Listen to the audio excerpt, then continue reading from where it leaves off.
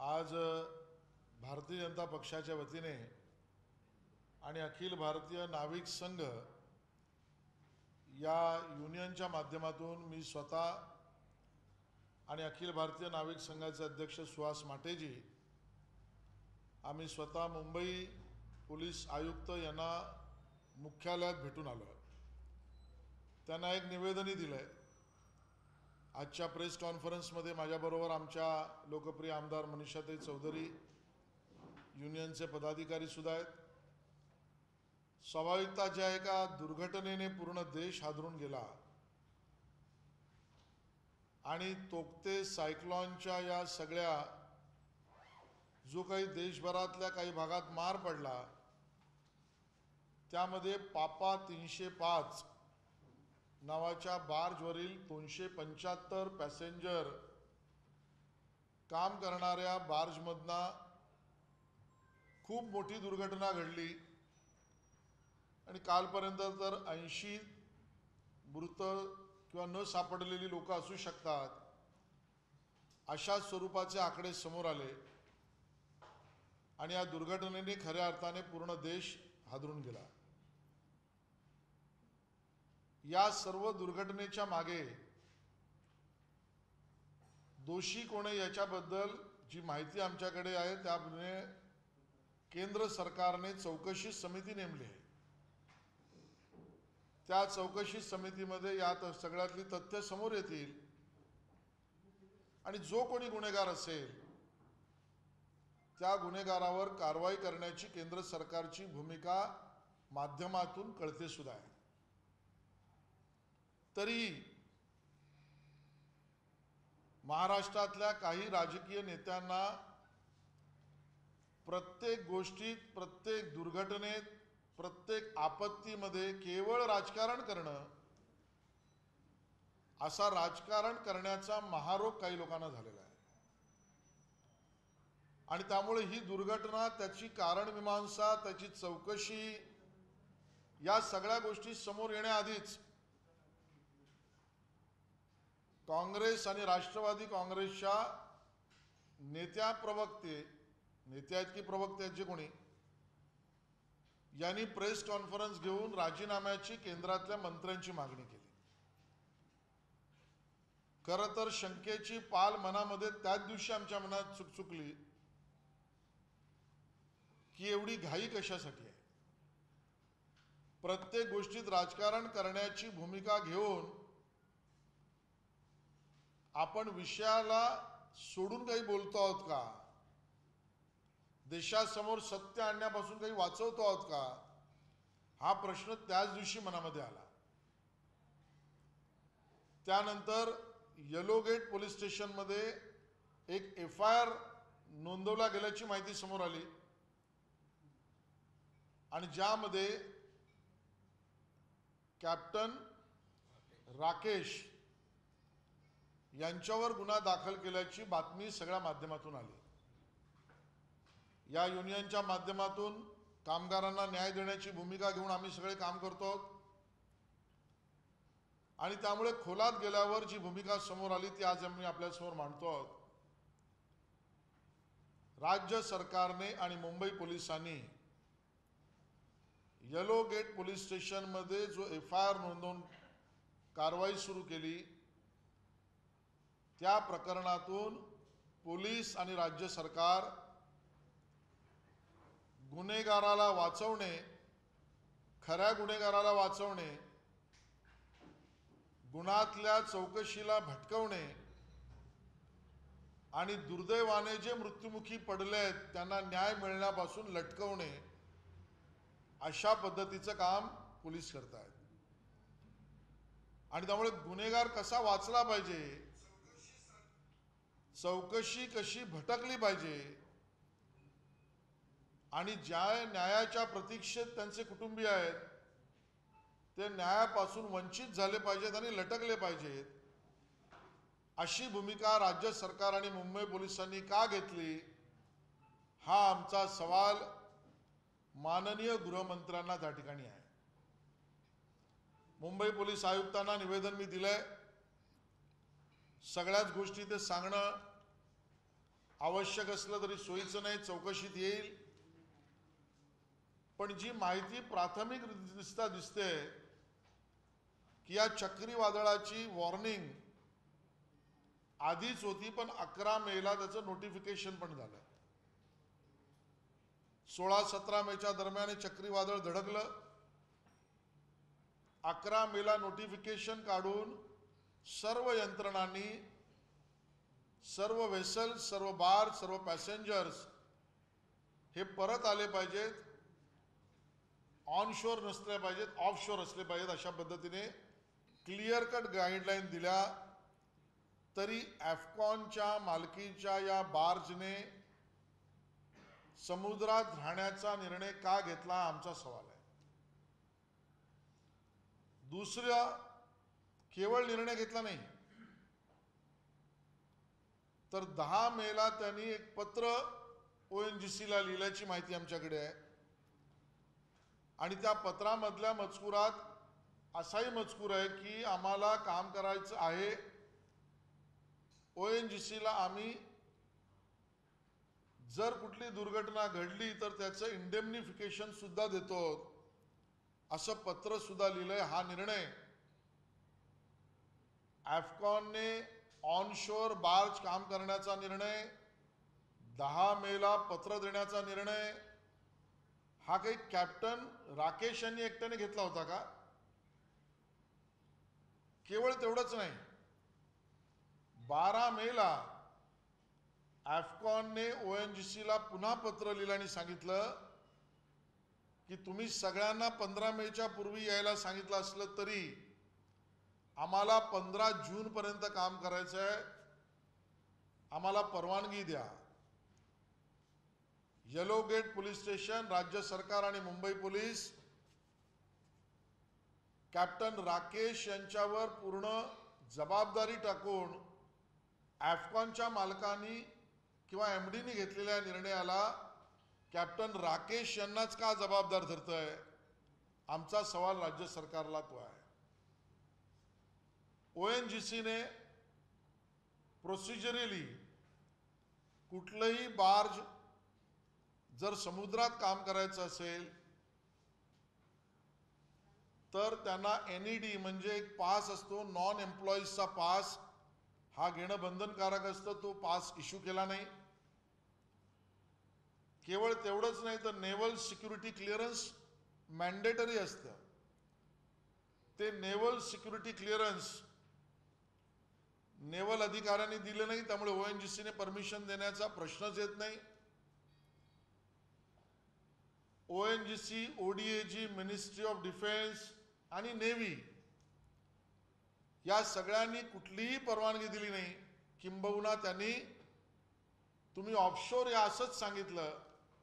आणि ते केवळ अफकॉनलाच नाही तर अन्य त्या ठिकाणी काम करत असलेल्या सगळ्या एजन्सीज आहेत, त्या सगळ्यांना सुद्धा परत येण्याचाच निर्देश, मध्ये LNT असेल, बाकी सगळ्या असतील, त्या सगळे वेसल्स परत आलेही. केवळ अफकॉनने हा प्रिन्सिपली निर्णय घेतला, त्याचा ठिकरा केवळ कॅप्टन राकेशवर फोडून अफकॉनला वाचवण्याचं काम राज्य सरकार करते आहे.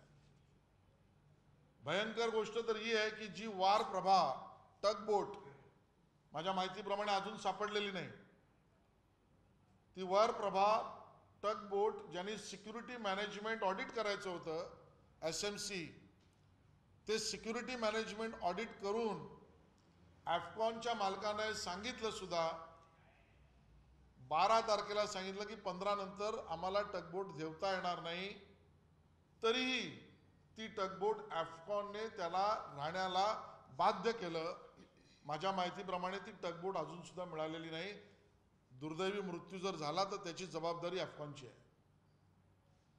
आणि म्हणून या सगळ्या प्रकरणात राज्य सरकारचे मंत्रीच पहिल्या दिवशी राजीनाम्याची मागणी करून राजकारण करतायत. लगेच 2 दिवसाने येलो गेटला कॅप्टन राकेश यांच्यावर ऑफेन्स रजिस्टर होतोय. आणि दुर्दैवाने जी माहिती माझ्याकडे आहे की अजून कॅप्टन राकेश सापडलेलेच नाहीत. म्हणजे जे कॅप्टन राकेश त्यांची बाजू मांडायला नैसर्गिक न्यायाने सुद्धा सापडणार नाहीत. ईश्वर करो ते सुखरूप असोत, पण त्यांच्यावर ठिकरा फोडायचा, FIR दाखल करायचा आणि सगळं मॅटर भटकवून टाकायचं आणि अफगाणच्या शापूरजी पालनजीला वाचवायचं. या पद्धतीचा खेळ राज्य सरकारमधला झारीतला शुक्राचार्य कोण खेळतोय हा आमचा सवाल आहे. शापूरजी पालनजी अफगाणचे ओनर आहेत. ONGCला पत्र लिहिणं, डिफेन्सला पत्र लिहिलं, नेव्हीला पत्र लिहिणं, हे अफगाणचे MD परम शिवम, अश्विन कुमार डायरेक्टर, पांडुरंग पै डायरेक्टर ऑफशोर यांच्या अधिपत्याखाली येतं. या सगळ्यांना वाचवण्याची भूमिका पोलिसांनी का घेतली आहे? आणि म्हणून या गुन्ह्यातील प्रमुख आरोपींना वाचवणे, या गुन्ह्यातील चौकशीला भटकवणे आणि या गुन्ह्यातील दुर्दैवाने मृत्युमुखी पडलेल्या नागरिकांच्या परिवाराला न्यायापासून लटकवणे, असं काम राज्य सरकारच्या वतीने होतंय, पोलिसांच्या वतीने होतंय. मुंबई पोलीस आयुक्तांना मी स्वतः आणि सुहास माटेजी जाऊन आम्ही निवेदन दिलंय. संबंधित कागदपत्र त्याला जोडली आहेत आणि शापूरजी पालनजींनी अफगाणच्या MDजवर सदोष मनुष्यवधाचा गुन्हा दाखल तात्काळ करा. अजून ऑन रेकॉर्ड असलेला एव्हिडन्स जेवढे दिवस तुम्ही दिरंगाई कराल तेवढ्या दिवसात अफगाणच्या वतीने ते पुरावे नष्ट करण्याचं काम किंवा छेडछाड करण्याचं काम होऊ शकतं. याबद्दलचं निवेदन दिलंय. माननीय मुख्यमंत्र्यांना माझी विनंती आहे, आपण संवेदनशील आहात.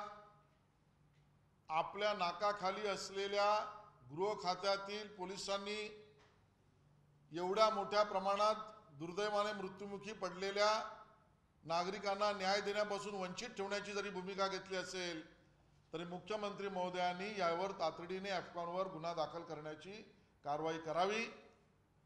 केंद्र सरकारच्या चौकशीतून सगळं येईल आणि त्यातना न्याय जनतेला द्यावा अशी आमची विनंती आहे. माझ्याकडून एवढंच आहे.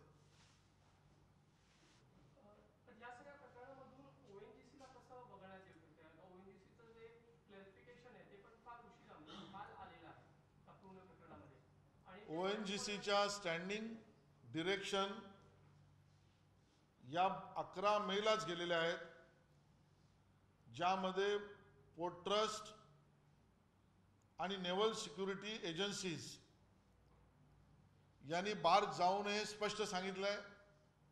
आणि दुसरं ONGCने 12 मेला दिलेल्या पत्राला सकारात्मक उत्तर दिलंच नाही, याचा अर्थ परवानगी नव्हतीच अशी माहिती आमच्या समोर स्पष्ट आली आहे. आणि त्यामुळे प्राथमिकरित्या याच्यात ONGCने कुठलीही परवानगी दिल्याचं दिसून येत नाही. दुसरा एक प्रश्न असा आहे की हायकोर्टाने काल राज्यपाल यांना विचारलेले आहे की विधान परिषदेवरच्या ज्या जागा आहेत आमदारांच्या नियुक्तीबाबत यांना विलंब का होतोय नेमका, या सगळ्या घटनेकडे भाजप कशा पद्धतीने पाहतोय?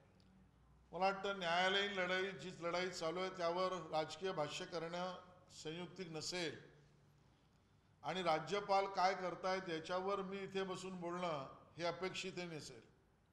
पण तरी मी जो वाचलेला कायदा आहे त्यामध्ये राज्यपालांनी अमुक अमुक दिवसामध्येच निर्णय केला पाहिजे अशा पद्धतीचा कुठलाही उल्लेख नाही.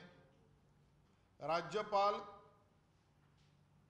राज्य सरकारच्या वतीने पाठवलेल्या प्रस्तावावर विचार करत नसतील असा अभिप्रेत अर्थ काढणं संयुक्तिक होणार नाही. आणि त्यामुळे राज्यपाल कायद्याच्या कक्षेत असलेल्या भूमिकेप्रमाणे आपलं काम करतायत असं भाजपचं मत आहे. आरबीआयने जवळपास 99,000 कोटी रुपये केंद्र सरकारला दिलेले आहेत कोविडसाठी. मात्र दुसरीकडे आरोप होत आहे की लस खरेदी आणि त्यातही त्याचा पुरवठा जो आहे हा राज्यांमध्ये केंद्र सरकारकडून एकदम संथ गतीने होते. त्यामुळे कोरोना दुसरीकडे वाढतोय तर राज्याच्या केंद्राच्या तिजोरीमध्ये मात्र बलाढ्याचा पैसा आहे. खऱ्या अर्थाने RBIच्या वर्किंगवर एक ऑटोनॉमस बॉडी आहे. राजकीय भाष्य करणं सोयीचं नाही. पण RBIने अशा पद्धतीने त्यांच्या रिझर्व्सला केंद्र सरकारला देण्याची प्रथा परंपरा बऱ्याच सरकारपासून बऱ्याच वेळेची आहे. विशेष गोष्ट अशी आहे की कोविड-19च्या प्राप्त परिस्थितीमध्ये जगभरात आणि भारतात सुद्धा जो आर्थिक घडामोडीला फटका बसला हे सुस्पष्ट आहे. आणि याच्यामध्ये कोविड-19च्या परिस्थितीमधना देशाला बाहेर काढण्यासाठी कायद्याअंतर्गत बसून जे रिझर्व्स दिले आहेत ते देशाला म्हणजे देशातील सर्व भागांसाठी असतात. आणि त्या पद्धतीची प्रथा परंपरा आणि कार्यपद्धती ठरलेली आहे. पुन्हा एकदा ज्यांना राजकारणाचाच महारोग झाला आहे ते या सगळ्या घटनेमध्ये किंतु परंतु आणि नख लावण्याचं काम करत आहेत. आणि म्हणून पूर्ण देशाला या रिझर्व्समधना आर्थिक गतिविधीतून बाहेर काढण्याचं काम केंद्र सरकार करेल हा आमचा विश्वास आहे. लसींच्या बाबतीत आमचा सवाल थेट आहे की जगात 18 कोटी लसीकरण पूर्ण करलेले जगातील देश अन्य कुठले आणि किती आरोप करणाऱ्यांनी याचा अभ्यास करावा. नंबर 2, महाराष्ट्रात सर्वात जास्त लसीकरण झालं ही पाठ थोपटवणाऱ्यांनी ही लस आली कुठून याचे स्पष्टीकरण द्यावं. सामान्य जनतेला माहीतच आहे केंद्रातल्या मोदी सरकारने सर्व देशाला आणि महाराष्ट्राला सुद्धा लस दिल्यामुळे महाराष्ट्र नंबर 1चं राज्य झालंय आणि अजूनही महाराष्ट्राला मदत करण्याची केंद्राची भूमिका आहे. ग्लोबल टेंडर जे काढण्यात आलेलं आहे राज्य सरकारकडून लस खरेदी संदर्भात आणि महानगरपालिकेकडून देखील त्याच्यात कुठेतरी केंद्राकडनं परवानगी देण्यासाठी विलंब होतोय. त्यामुळे ग्लोबल टेंडर जर काढलं गेलं तर लस येण्यासाठी विलंब होईल ही भूमिका देखील राज्य सरकार म्हणतं. मला वाटतं जी माझी माहिती आहे त्यामध्ये मुंबई महापालिकेने टेंडर काढलंही आणि काढलेल्या टेंडरला प्रतिसाद ग्लोबली मिळाला नाही. आणि तो प्रतिसाद मिळाला नाही म्हणून एक्सटेन्शन ऑफ टाइम पिरियड सुद्धा BMCने केला आहे. आणि त्यामुळे हा प्रश्नातला गाभाच इथे संपतो ज्या वेळेला BMCने ग्लोबल टेंडर काढला आहे. राज्य सरकारच्या ग्लोबल टेंडरचं काय? मला वाटतं याची माहिती माझ्याकडे नाही पण राज्य सरकारने स्पष्टीकरण करावं. तर ज्या पद्धतीने पंतप्रधान मोदी बोलत असताना भाऊक झाले त्यावर आता काँग्रेसचे जेवढे नेते नाना पटोले असतील किंवा नवाब मलिक असतील ते टीका करू लागलेले आहेत की हे एक तऱ्हेचा घोटाळेपणा असं ते म्हणतात. कारण त्यांच्यामुळेच हे सगळं झालेले कारण का ते निवडणुका लढण्यात बिझी होते. नाना पटोले महाराष्ट्रातल्या राजकारणाचे विदूषक म्हणून ओळखले जातात. त्यामुळे त्या विदूषकाच्या म्हणण्याला गांभीर्याने ना महाराष्ट्र घेत ना जनता घेत. ज्यांचा भावभावनांशी संबंध सुटून केवळ राजकारणाशी संबंध आहेत ते संवेदनहीन वाक्यरचना करून स्टेटमेंट जरूर करतील. पण जे सामान्य जनतेशी भावभावना आणि संवेदनेशी जोडलेले आहेत ते भावुक होतातच असं सामान्य जनतेचंही मत आहे. या पलीकडे याच्यावर काही बोलण्यासारखं नाही. आपचे जे खासदार आहेत त्यांनी आधीच एप्रिलमध्ये असं सांगितलं होतं की असेच पंतप्रधान एक दिवस भाऊक होतील थाली आणि ताली पिटतील असं. त्या खासदारांनी असेच काँग्रेसचे युवा नेते कधी विदेशात सुट्टीवर जातील याची माहिती द्यावी. कालही मुख्यमंत्री ज्यावेळेस कोकणाच्या दौऱ्यावर होते त्यावेळेस विरोधी पक्ष नेते जे वैफल्यग्रस्त आहेत त्यांनी विरोधी पक्ष नेत्यांना टोला मारला.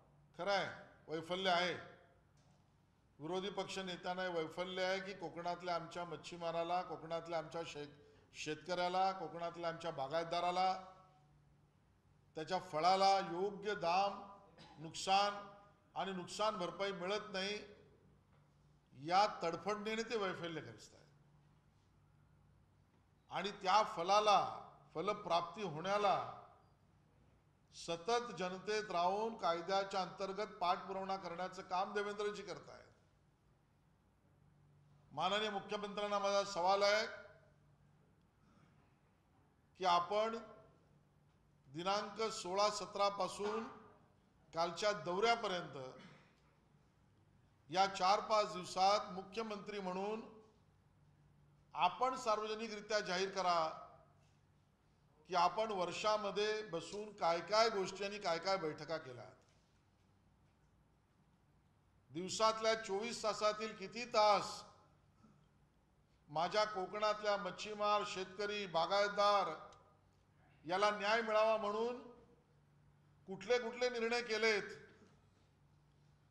तुम्ही जाहीर करणार नाहीच. आम्ही ते नक्की जाहीर करू, कारण सामान्य नागरिकाला न्याय देण्याच्या भूमिकेने सतत तडफड आणि तडफडेने काम करणं हे आमचं काम आहे. विरोधी पक्ष नेते याच भूमिकेतनं काम करतायत. मग त्यांना उत्तर देता येत नसेल तर जे नेहमी आपल्या स्वभावात आहे ती शब्दांची कोटी करायची, सिमिली आणि कोटी याच्या पुढे काही जायचं नाही. शब्दांच्या कोटी नक्की करा मुख्यमंत्री महोदय, पण आमच्या वैफल्यग्रस्त शेतकऱ्याला, त्रस्त मच्छीमाराला कोट्यान-कोटी रुपयाची मदत करा ही आमची इच्छा आहे. 1 जून नंतर कुठेतरी निर्बंध कमी होतील कोरोनाबाबतचे असं म्हटलं तर दुसरीकडे शिवभोजन थाली 14 जून पर्यंत मर्यादा वाढवण्यात आली आहे. तर 15 जिल्ह्यांचा जो आढावा घेतला राज्य सरकारमधील मंडळांनी तर यामध्ये कोरोना सर्वाधिक वाढत असल्याचं पाहायला मिळते. त्यामुळे पुन्हा एकदा राज्यातील नागरिकांना कोरोना लॉकडाऊनला सामना करावा लागणार आहे असे चित्र दिसते. राज्य सरकारने याच्यावर चर्चा केल्यावर आम्ही प्रतिक्रिया मांडू.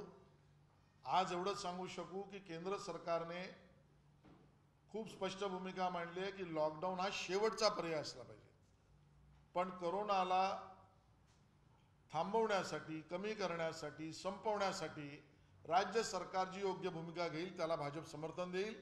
लॉकडाऊन हा शेवटचा पर्याय असला पाहिजे. धन्यवाद. एक शेवटचा प्रश्न विचारते. 10वीच्या परीक्षेसंदर्भात देखील काल न्यायालयाने सरकारला फटकारलेलं आहे आणि विद्यार्थ्यांचं मूल्यांकन कसं केलं जाणार या संदर्भात राज्य सरकारकडून कोणती बाजू जी ती स्पष्टपणे न्यायालयात मांडण्यात आलेली आहे. त्याच्यामुळे मुलांना देखील त्यांचं नुकसान होतं विद्यार्थ्यांचं. न्यायालयाच्या भूमिकेचं आम्ही स्वागत करतो. किंबहुना असं म्हटलं तर चुकीचं होणार नाही की परीक्षा घेऊन विद्यार्थ्यांचं हित आहे, हीच भूमिका भाजपने गेल्या वर्षी मांडली, आजही मांडलेली आहे.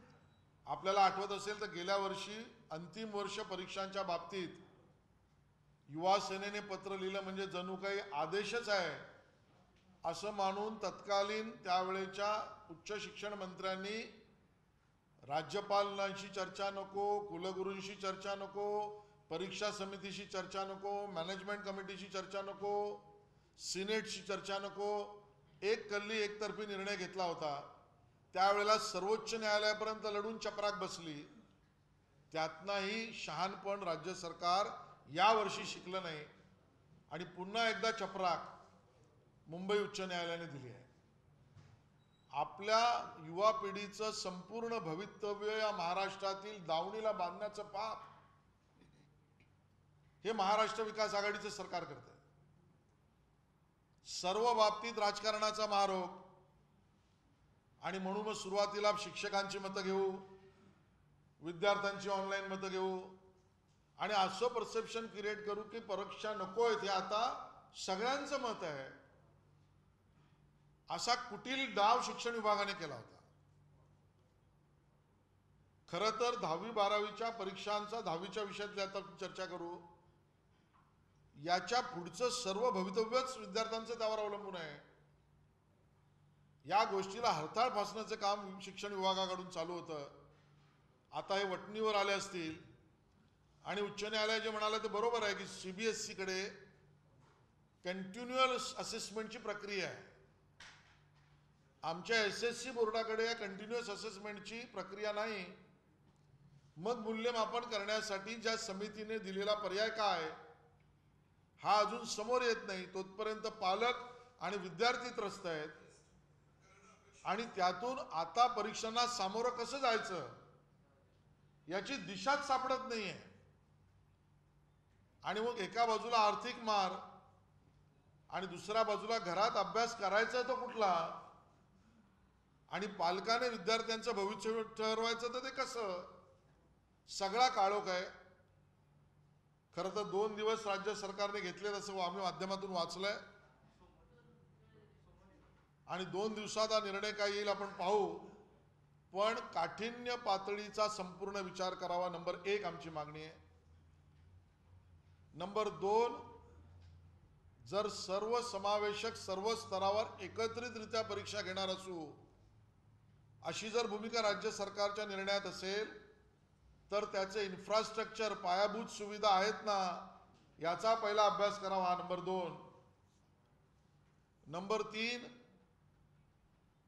या मूल्यमापनामध्ये international board, SSC, international board, CBSE, IGSE या सगळ्यांना झुकतं मार्क प्रवेशामध्ये 11वीच्या मिळेल आणि SSC बोर्डाची मुलं मागे राहतील, अशी विषमतावादी परीक्षाची पद्धत असता कामा नये. नंबर 3. नंबर 4, 11वीच्या परीक्षेमध्ये सर्व विद्यार्थी समान स्तरावर आले पाहिजेत, अशा पद्धतीचं मूल्यमापन असलं पाहिजे. नंबर 4. आणि नंबर 5, त्या मूल्यमापनाचं खरं मूल्यमापन करणाऱ्या शिक्षकांचं मत विचारात घेतलंय की नाही, अशा 5 गोष्टी समोर ठेवून राज्य सरकारने निर्णय घ्यावा असं आमचं आव्हान आहे. धन्यवाद. हिंदी नको ना कोणाला? हे एक हिंदी करून टाका. सामनामध्ये पण सर त्याच्यावरती सदोष मनुष्यवधाचा गुन्हा दाखल करण्यासंदर्भात मराठी सांगा काय सामनामध्ये देखील सदोष मनुष्यवधाचा गुन्हा दाखल करण्यासंदर्भात ONGC संचालक मंडळ आणि पेट्रोलियम मंत्री आज जो दुर्घटना को लेकर पूरे देश में चिंता व्यक्त हो रही है और पापा 305 नाम की एक बार्ज पर 275 पैसेंजर को लेके जाने वाली वेसल को दुर्घटना होने के कारण कल तक की जो जानकारी थी कि 80, अब पता चल रहा है 25 से ज़्यादा लोगों की अनफॉर्चुनेट डेड बॉडी मिली है. ऐसे दुर्घटना के प्रति मुंबई पुलिस और राज्य सरकार का रवैया